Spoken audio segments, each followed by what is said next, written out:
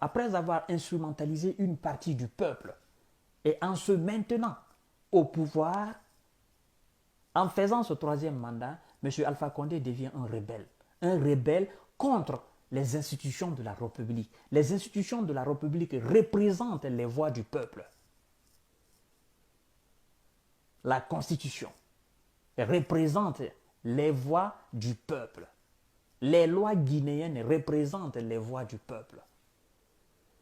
Alors, nous avons quelqu'un à la tête de l'État qui s'est rébellé contre la volonté du peuple. Ce n'est pas le peuple en ce moment qui devient rebelle, mais plutôt lui et son entourage qui se sont rébellés contre la volonté du peuple, contre la voix du peuple, contre les lois du peuple. Ce sont eux qui deviennent en ce moment des anticonformistes, des rebelles. Ok? C'est pourquoi aujourd'hui, il existe une tension sociopolitique en Guinée. Ceux qui se sont opposés à M. Alpha Condé et ses amis ne sont pas des rebelles.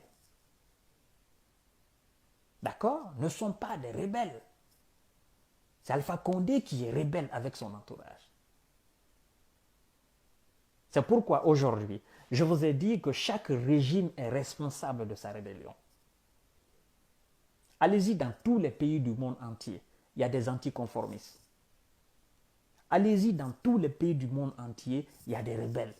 Chaque régime politique, chaque régime présidentiel a des rebelles. Mais la rébellion a des formes. La dernière forme, le dernier degré de la rébellion, c'est de prendre les armes. Ce qui reste maintenant à la République de Guinée, c'est de prendre des armes contre Alpha Condé, un chef rebelle à la tête de l'État. C'est tout ce qui reste.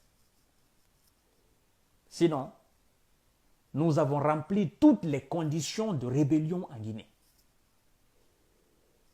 Je ne vais pas vous cacher la vérité. Il faut que je vous dise cette vérité.